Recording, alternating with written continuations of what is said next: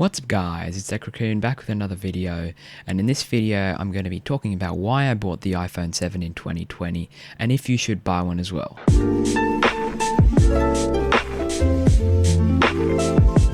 A few things you need to know about the iPhone 7 I bought. I bought a normal iPhone 7, not the Plus variant, and I bought the 32 gig version. I also bought it in gold because that was the cheapest one I could find. A black one, which is the one I wanted, costs a lot more, so I didn't buy one of those. They cost at least $50 more, so it was not worth it. So let's talk about the experience I've had with this phone over the few weeks I've owned it. First, I'm going to get the bad things out of the way that I've noticed.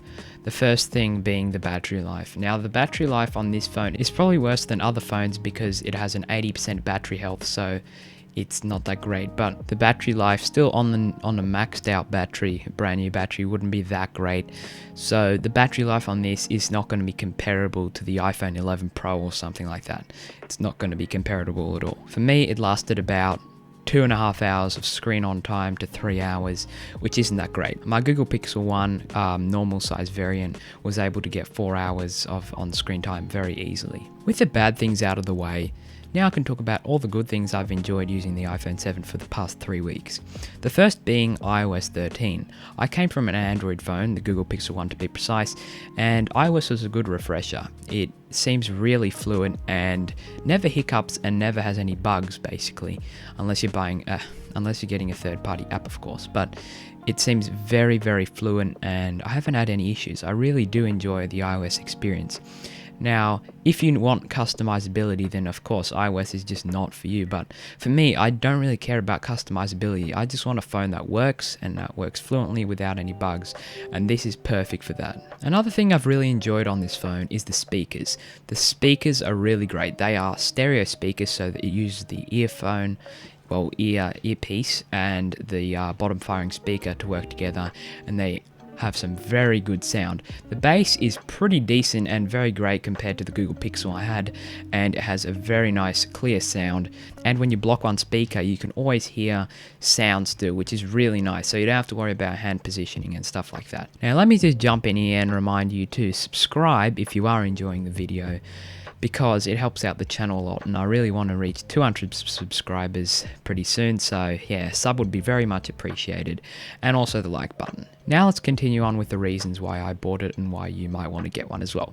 The first reason is price. The price of this phone is really good for an iPhone. It has depreciated most of its value, but still has a great performance rating, so performance for dollar rating is very good on this phone compared to any other iPhone you can find. But the price of this phone, which I got it for, was $200, and I'm very happy with that price. It was only $50 more expensive than my Google Pixel 1, and my Google Pixel 1 had lots of issues. Well, this thing is perfect, apart from the battery of course, but it has no issues, no massive issues that would actually make me stop using the phone. Another thing with iPhones in general, not just the iPhone 7, is their reliability. They are a very reliable phone because Apple has had many years to refine their product, and also Apple is just known to be a very reliable company, and I have first-hand proof with that.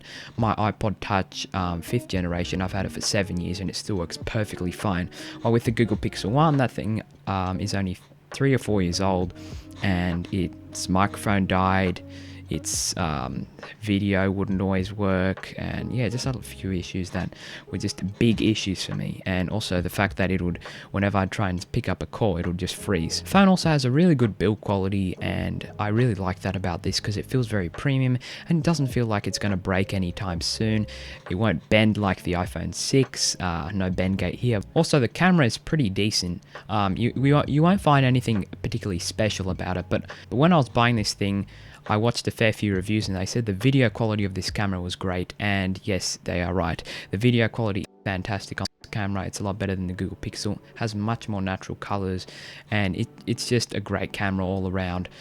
Shoots 4K 30 quite nicely, and 1080p 120 and 720p 240. So if you do want an iPhone with a home button, personally, if I were you, I would wait maybe half a year when the iPhone 8 prices drop a lot because the iPhone SE 2 came out. Then you would be able to get a great deal with a few more extra features like 4K 60 and well, better video, better camera, just a better processor, better battery life. Just, it's basically a more refined version of the iPhone 7 which is already a great phone. So that's what I would do, but it would still set you back an extra $100 more most likely. So if you do want something for $200 from Apple, this is a great option and I would definitely recommend it to you all. So that's all from me, guys. Hope you did enjoy the video. If you did, smash the like button. If you didn't, smash the dislike button.